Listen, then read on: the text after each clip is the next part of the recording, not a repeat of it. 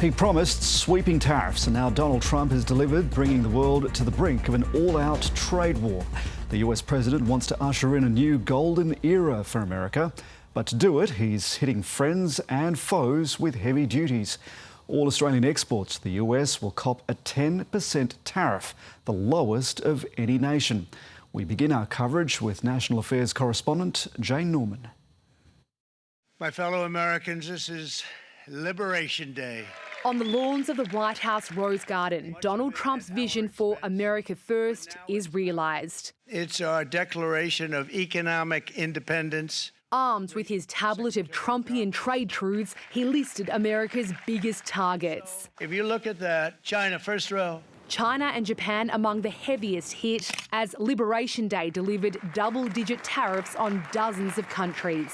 Australia, down at the bottom of the list, slapped with a baseline 10% tariff. We're kind people, very kind. This is not the act of a friend. Within minutes, the Prime Minister delivered a message for Donald Trump. They are totally unwarranted. And another message for voters. There's no doubt that there's no one who's got a better deal. Importantly, Australia isn't being singled out here. For a moment, it seemed Australia was being singled out, the President hinting at a possible beef ban. They're wonderful people and wonderful everything, but they ban American beef. We're doing the same thing right now, starting about midnight tonight, I would say. The government clarifying. We have received confirmation that it's just a 10% tariff.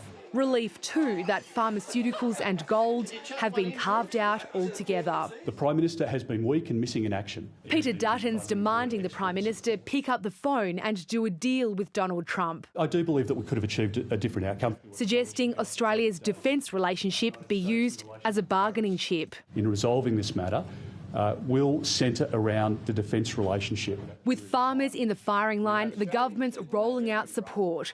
A stronger anti-dumping regime to stop cheap steel and aluminium flooding Australia.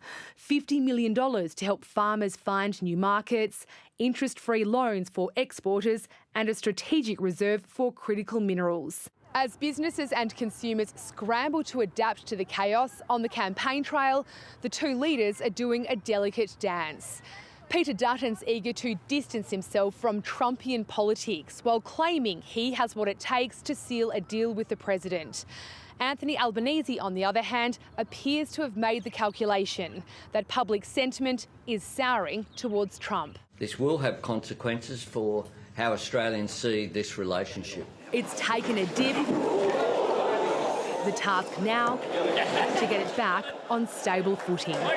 Jane Norman, ABC News, Canberra. The tariffs hit hardest in Australia's neighbourhood, with Southeast Asian nations bearing a huge burden. That could work in Beijing's favour as it seeks to expand its influence. Here's national political lead David Spears. There's immediate concern tonight for Australian exporters, but one of the bigger worries, what this means for our region. Indonesia, Thailand, Vietnam, Cambodia, all are being smashed with some of the highest tariffs. They could now move closer to China. As the Prime Minister noted, there are strategic consequences beyond the economic damage.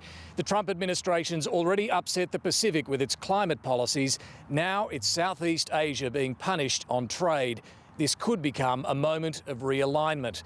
Whoever wins this election will have to deal with that reality, along with the shifting mood here. If Australians lose trust with the United States, maintaining support for the AUKUS Pact will become more difficult. Critics of the submarine deal are stepping up calls for Australia to walk away. As for the impact on the campaign, well, there's argy-bargy over who can better manage the increasingly difficult relationship with Trump. The bigger question, who can best prepare Australia for the increasingly uncertain global outlook?